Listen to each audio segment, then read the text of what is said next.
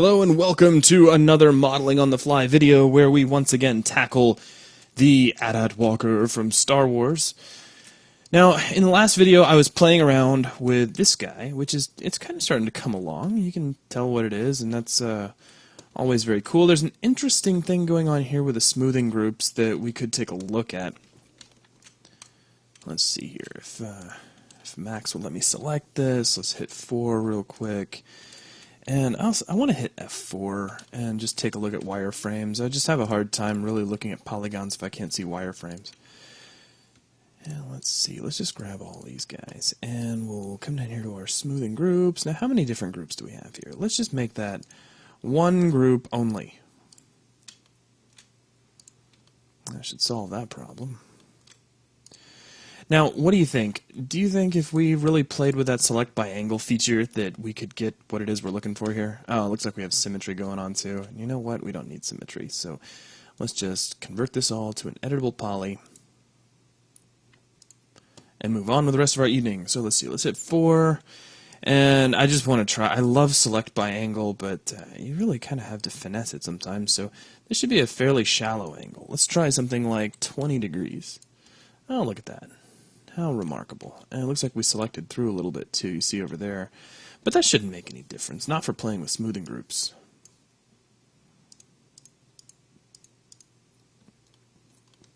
Okay, so that should solve that problem. And up here as well. Could just say clear all and put them all on number 1. And I think that'll solve all that. Okay, so now we get the funny little, I don't know, the banding or ridges that run along the inside of the neck. Now this should be really, really easy to model. And I looked at one photo, it looks like there's about 60 of them, and one it looks like there's about half as many. So, use your judgment. Don't worry too much about it either way. Now this is still a cylinder. So what I would do is I would take the height segments and I would drop those all the way down to 1. And let's see, from there we could just go ahead and right click, convert this over to an editable poly. Jump over to edges, grab U, and do an edge ring. Come over here to connect, and then play with our segments. So, I mean, there's 30 segments, and that looks, pretty good, I suppose. Okay. Actually, you know what? Let's... hang on, let me undo that. Let's pull that down. I just want to try something. I don't know if this is going to work or if it's going to do what I want it to, but I'm going to try. Let's try putting that at about 20. And then let's try chamfering that. Like so. Click OK. Now let's get out of our editable poly mode. I'm going to grab this whole thing and we'll slide it forward just so I can see the whole thing. And you know what? I just hit the F key. Don't ever hit the F key because that, it takes you to the front viewport. And we don't want the front viewport. What we're going to do is hit the Z key. Okay, so let's see. Let's grab edges, and I want to get this edge. Let me hit Q to get my little widget out of the way without really turning it off. And we're going to just step all the way down through here, grabbing edges. That's probably pretty good. I don't think we need anything else than that. And let's see. Well, you know what? I'm going to invert that. Okay. No, we won't. That'd be too much of a pain. Never mind what I just said. Ignore what I just said, even. All right, let's switch this over to a ring and control-click on faces, and that was just marvelous. So now let's do a bevel, and, I think we should keep it just like that. I think that's perfect. Wow. That's crazy. I wonder why he ended up going in a different direction. No, I don't care. Let's go out by polygon, by local normal, excuse me, and then let's just right-click and kill all these down. And we'll bring our height inward just a bit, and bring our outline amount inward just a bit as well. And click OK. And get out, and there we go. So now we just slide this guy back in here where he was. And we've got this nice ridge neck. We can hit F4 and get an idea of what that looks like. I mean, and you could decide if that was, you know, enough ridges, if that was too many, too few, and of course you could make adjustments accordingly, like just undo that and maybe divide it up a few more times. I think that's going to more than get the job done in our case. So let's do an auto smooth. 45 is probably a little too high, so let's try something like 20 degrees and just test that. That'll probably work. Keeps things nice and round and we can see what's going on there. So there is our neck piece, and I think that looks pretty good. Now, moving right along, I would like to go ahead and start working on the top of the troop area, and just try to kind of start to get that ironed out. But it occurs to me that we haven't really done anything with the back section yet, and before we do symmetry and create the entire top surface that we're going to be modeling, we really kind of need to wrap this up. So let's shift directions, and let's take a look back here at the rear of the troop carrier. Now, I think that's actually not a bad picture to start from. I thought I found a better one a second ago. Yeah, that's a pretty good one. Isn't that great? Those are like the same photo, and it just shows you what difference lighting can make.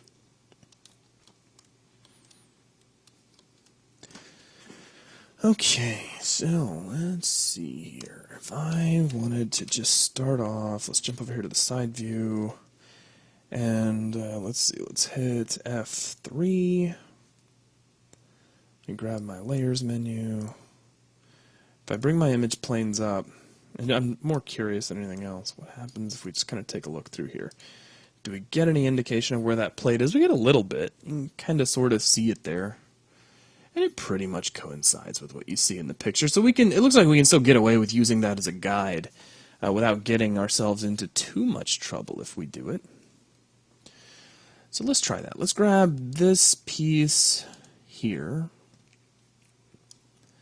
And I'm going to begin by grabbing the cut tool. And here's how we're going to do this. We're going to make a cut here, straight down like so. In fact, that's already not exactly what I want.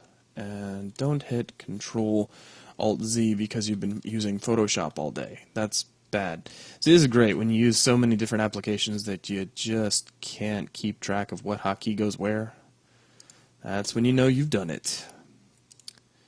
Alright, and you probably hold down Shift on that one. And then go up a little, and then Shift again. And I think this ends right about here. I'm going to go ahead and pretend that it does.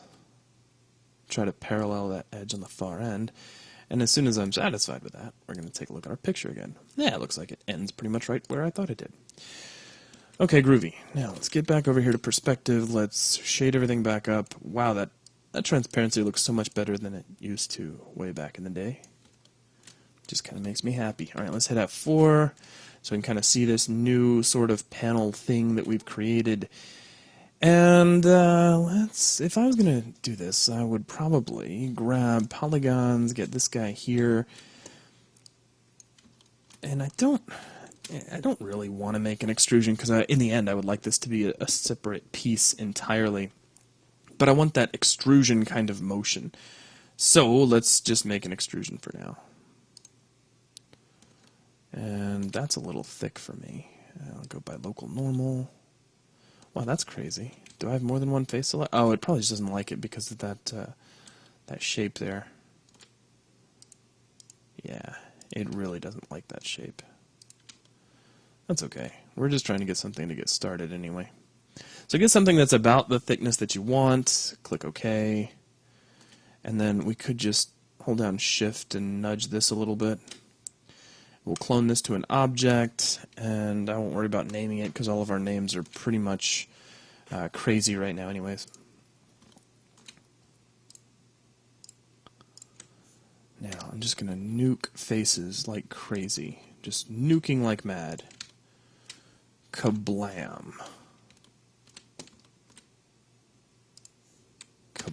again, and then even this guy will just also kill that. Let's go to borders, select this border, and really I just wanted, oh, I gotcha, fantastic. Alright, well we can do that too. Let's just go to polygons. Yeah, let's see, don't we have,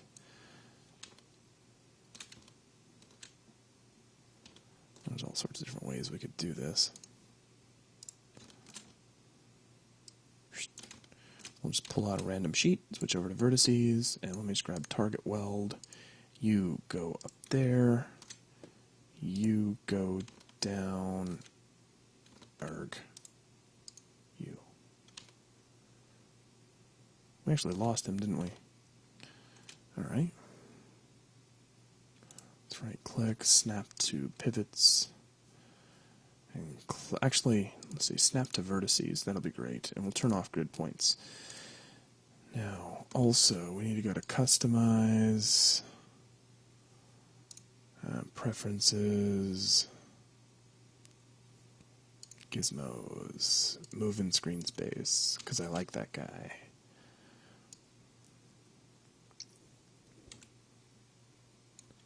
I'll just snap him. Oh, snapped to totally the wrong direction.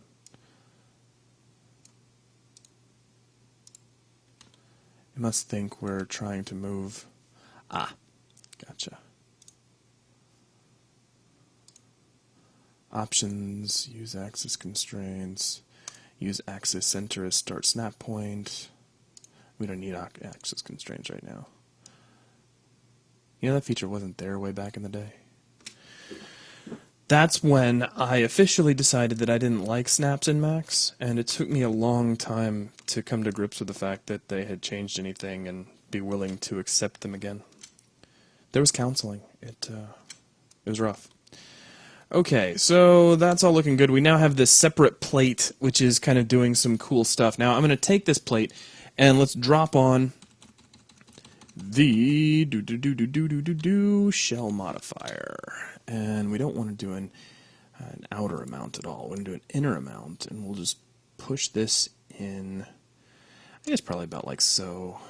And then we can just shove this back up against the surface. Or we could leave it out and actually go in that far. What do you think?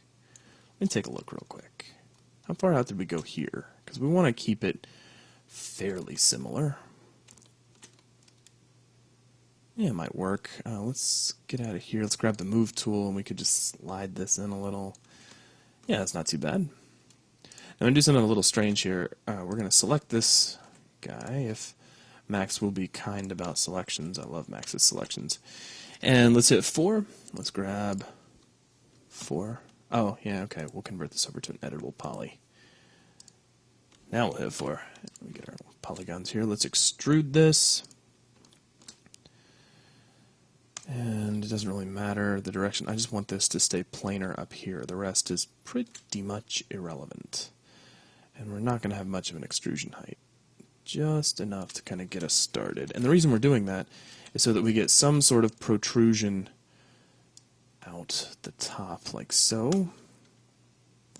And then here in the side view, we could probably move this in the side view. I'd really rather not. We could, though. We could just do that, and then come over here and hit 4, grab faces, and make sure that we click Make Planar. Shouldn't change the geometry too much, and gives us a nice flat surface from which we can begin working. Now this guy's not quite as planar as he could be. We'd like him to kind of match up with this plane here. So what I would do probably, just to kind of cheat and get it done more quickly, is just kind of grab that. We'd probably just pull it straight up and get something close. Because we're going to end up chamfering this anyway to round things out. And that's actually really close. Close enough anyway. Okay, so now let's take a look at our photo again. So we've got the basic shape of the plate in place. We haven't beveled anything or chamfering. I'll refer to chamfering as beveling a lot. It's a problem of using so many different applications. Now we've got these guys here, these funny indentions that we made, that, you know, do repeat all over the place on this thing. And we're going to end up having to create them in a fashion that's almost similar to how they were made on the real model. Well, at least if the model was made in anything that was remotely like clay. So let's see, let's go over to polygons, and what I want to do is just see if we can get a nice selection angle that'll help me just get those inner polygons.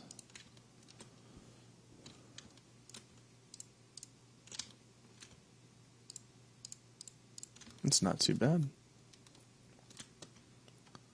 Now let's just pull those out, clone those to an object, and I'm not too worried about what they call that object. And let's get out of here, select this new object by itself. We'll grab the element and we will flip it. If we can find our flip, there it is. Clink, there we go. And we'll hit 3, we'll grab this guy, and we'll cap it. And we'll do the same back here too.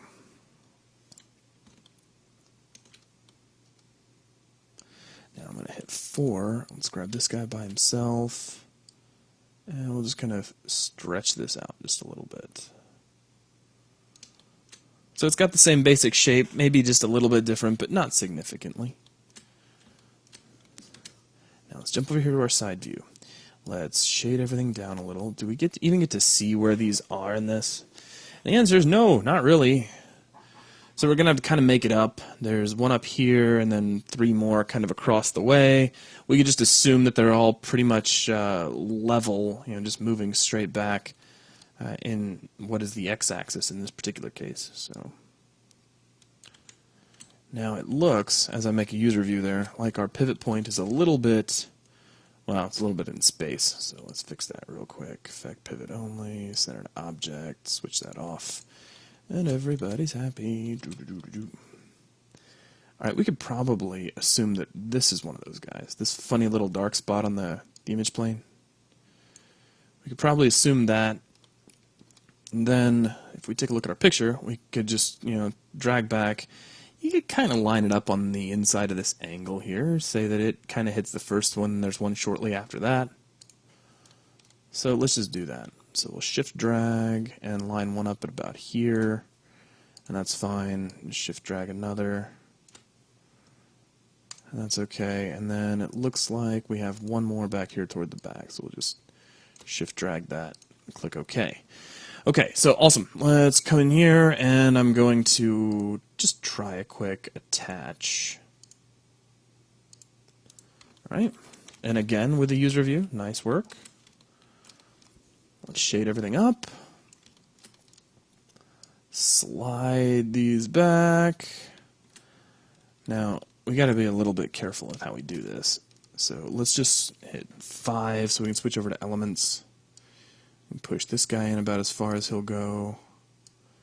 Push this guy in about as far as he'll go.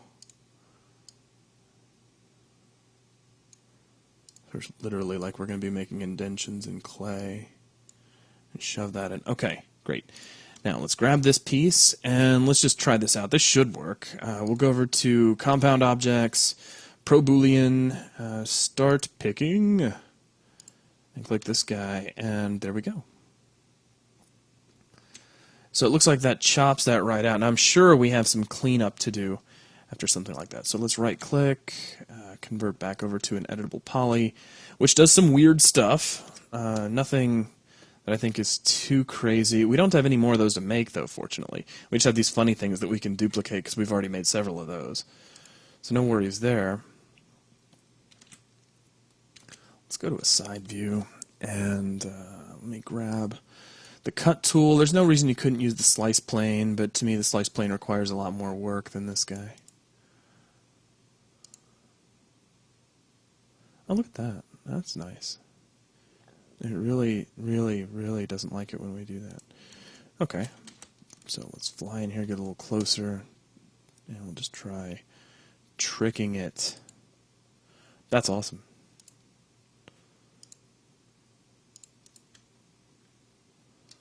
Alright. So maybe we end up using a slice plane, you know? If you can't get the look you want with the tools you have, use another tool. Alright, so let's see here. Let's grab rotation. This is set to -90 and 90. Let's just zero everything out real quick, see what we get. Okay, now let's take our... Nice.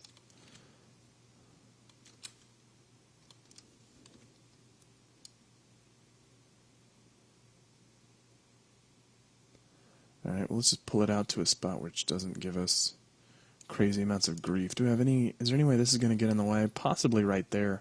So that is going to need to be kind of tighter than it is. So what we need to do is go in here and clean up some of these vertices before we start chopping and anything else. Because that's what the big anomalies like that are telling you. That you've got some really wacky stuff going on with vertices here. And that's Ben. He's just saying hi. Ben, I am recording a max AT-AT, just so you know. And go ahead and quit that for now. Sorry about that, everybody. And let's see here. Let's... Ooh. You see this? I didn't even notice this. This, I suppose, is why you should check your booleans.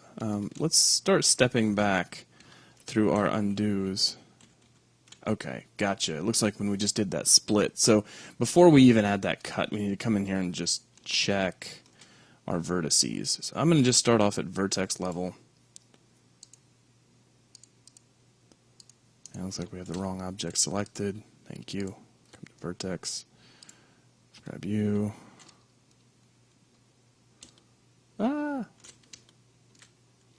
So we have some extra verts we can remove. So some backspace, some backspace. That guy will, well, let's try a target weld on that one. So you go up there and right click. This guy goes away, this guy goes away, this one goes away.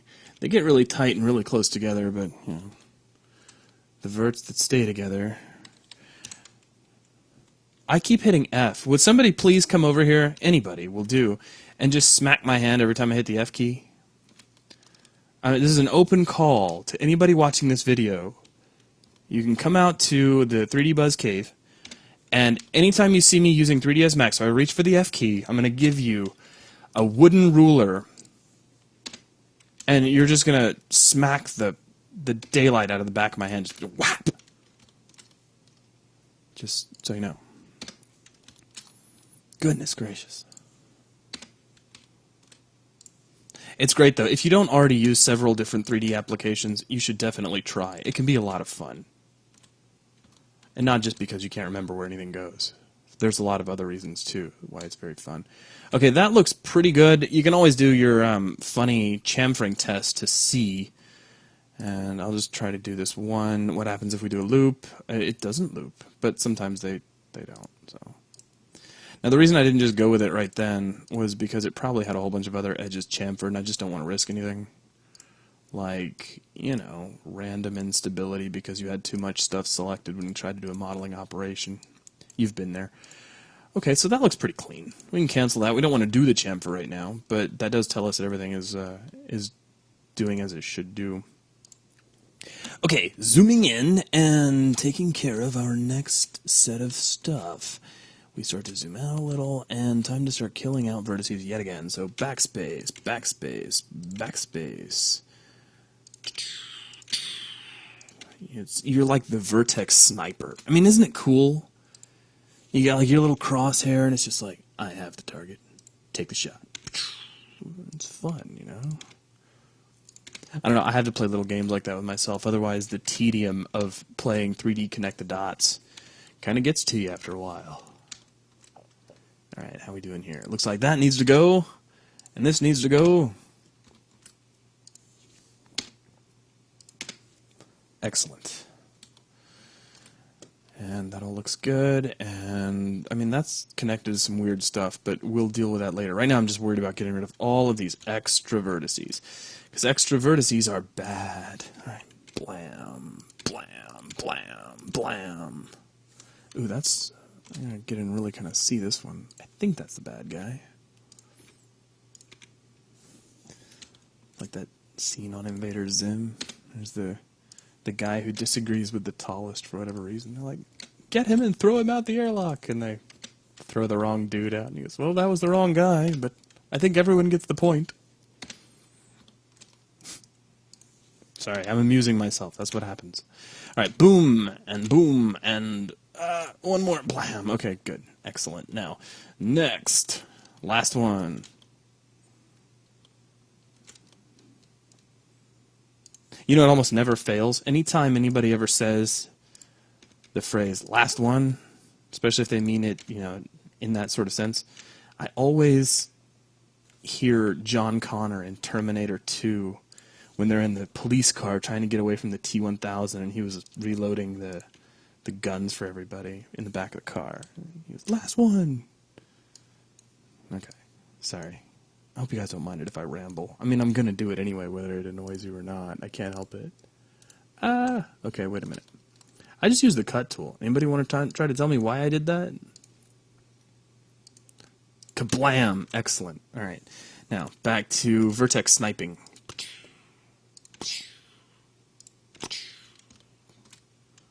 Ooh, a challenge. We're going to put our scope on high zoom. At least you don't have to lead your target or anything fun like that.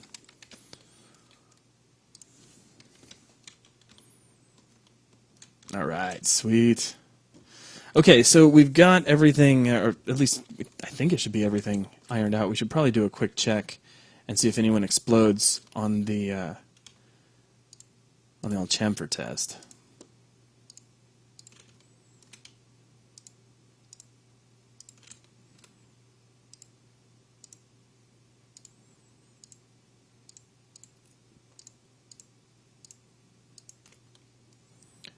So, quick chamfer test. Oh, look, we have explosions.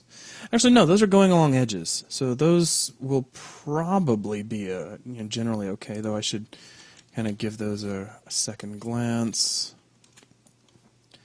Yeah, it should be all right. It's just because those long polygons there. All right, well, let's assume that everything is okay for now. Just so that we can kind of get a move on. I want to take...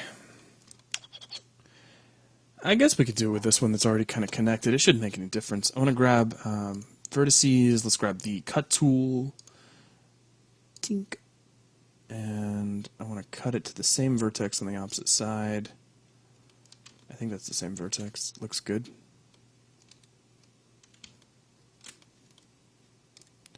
And again, just straight across. Tink.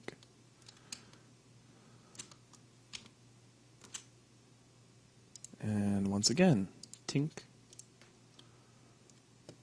And one more time. Now, let's see if we can do that once more over here too, and then hopefully that should do a nice kind of anchoring, so that we can start removing some of these excess edges and really start cleaning this up.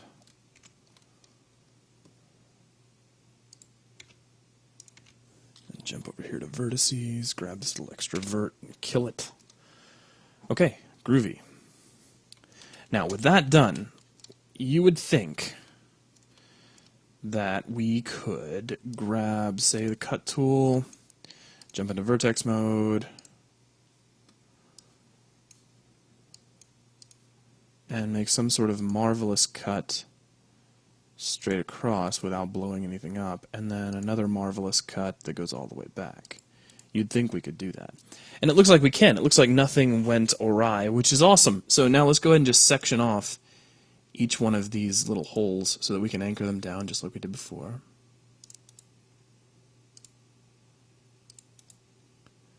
And we'll go ahead and put a split in between these guys, and then we'll anchor this guy off, and we'll anchor this guy off. And then it's really just going to be a story of coming in here and cleaning these up. I am going to remove this edge for now. Don't need it or want it. Let's go ahead and remove this one too.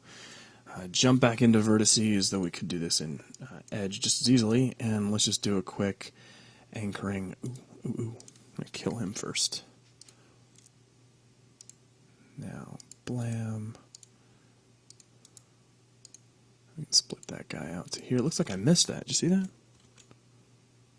Always watch the shape of your crosshair and you won't run into problems like I just ran into.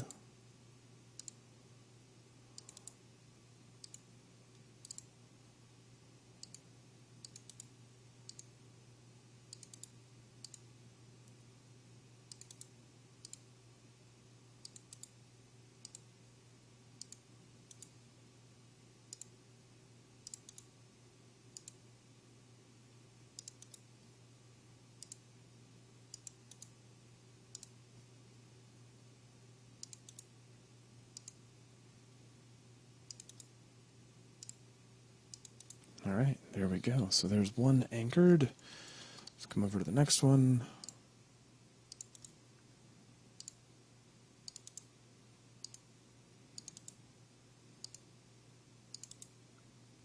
I think that's a little bit of a different pattern than what I did before, but it shouldn't make that much of a difference.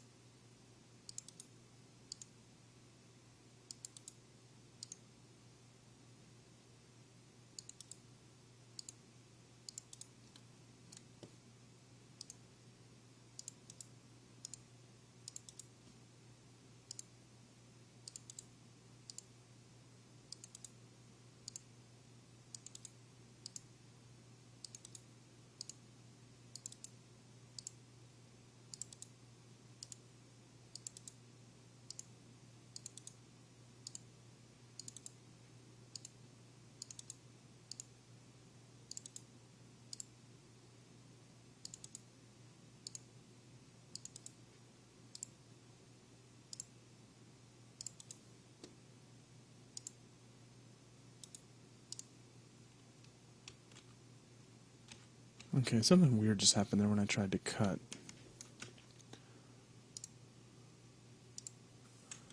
What is that all about? Now let's get out of here and get over to perspective view real quick so I can get a better shot.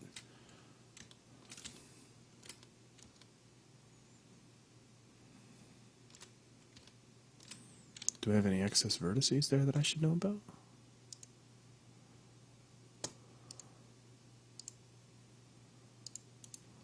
Okay. I guess we'll know in a second when we try to chamfer whether or not what just happened is evidence of a problem.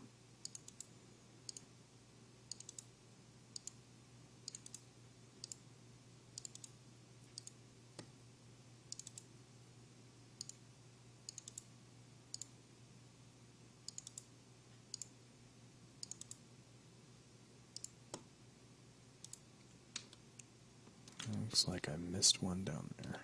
It's okay, I'll target weld it here in just a second. No worries.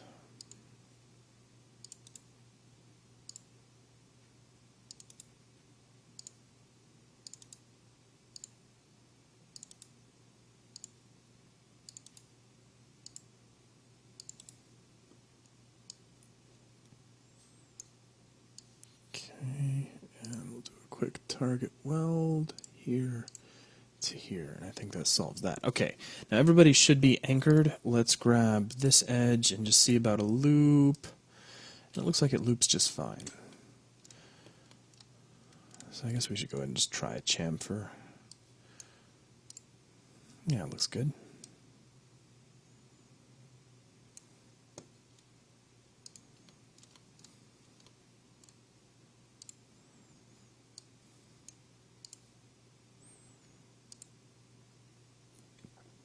Also looking good.